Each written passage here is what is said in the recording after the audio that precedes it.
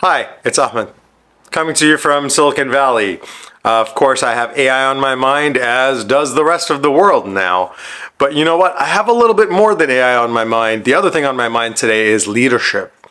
This is really important, not just to make money. You can be a business leader, and you can be a leader in your community, and you can be a leader in the world. And I have news for you. Those things are usually not mutually exclusive. When you are leading, you are leading. You have to be thoughtful.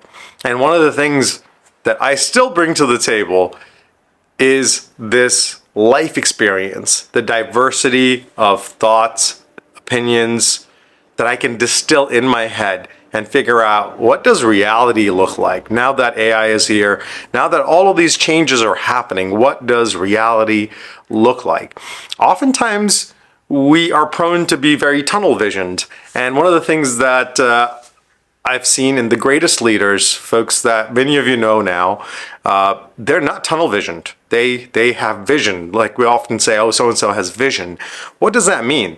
That means they've spent time reflecting on the world, reflecting on the impact of what the work that they're doing is.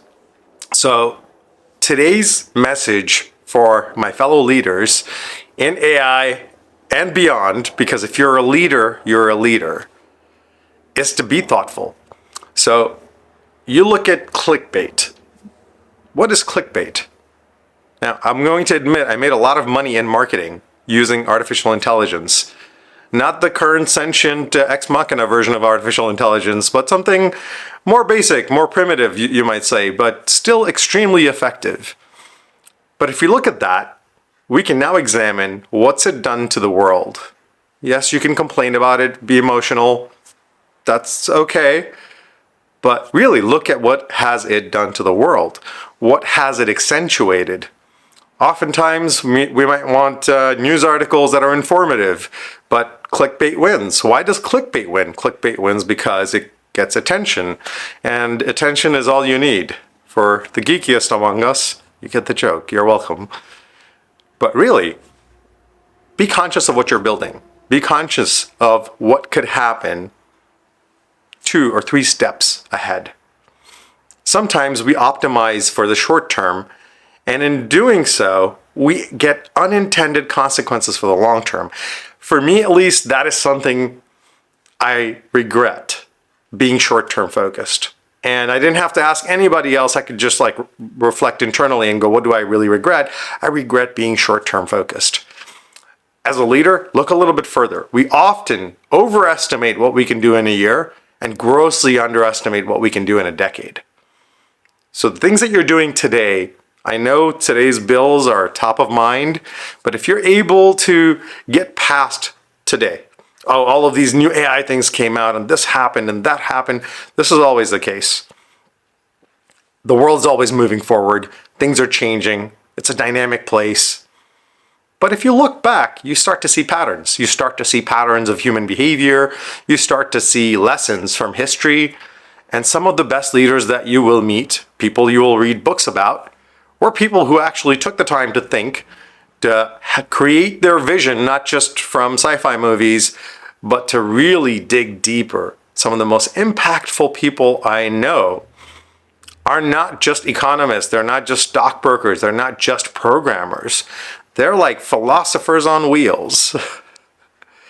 And I know my philosophy videos aren't quite as well appreciated, but it doesn't matter. That's one of the best parts of me, is when I slow down, I think, I distill everything in my head, and I try to be a better leader.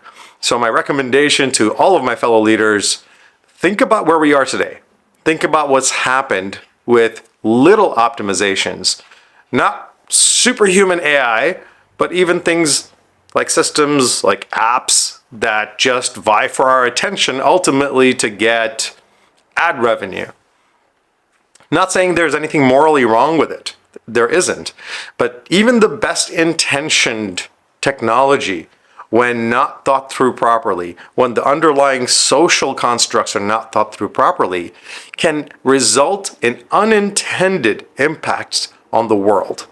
And as a leader, You owe it to yourself, you owe it to others to be more thoughtful in what you build.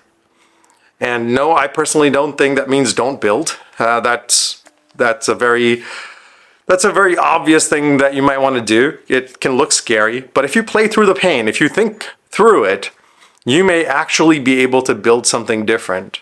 You may actually be able to build something that you're proud of 10 years from now, 20 years from now. And I think that is the saving grace of humanity. When you think further, you think about your legacy, you think about the world that you would like to help build. There's no guarantee that you'll get to do that. There are no guarantees in life. But if you think about it, chances are you're going to be happy today on the path to getting there. And this is something that great leaders like Steve Jobs have talked to us about. But maybe we didn't listen, you know, we were just looking at, hey, I just want to get rich like Steve Jobs, or wear the nice turtleneck, or, you know, be on the cover of Time magazine or Fortune magazine. Those are short-term focuses. Steve Jobs will be remembered probably 100 years from now because of the things that he introduced. And suddenly you will start to realize his philosophy played a much greater role than we thought. So I urge you to think deeply, reach out to other fellow weird people like me, and think through what it is that you want to build for the future. Past today. Thank you.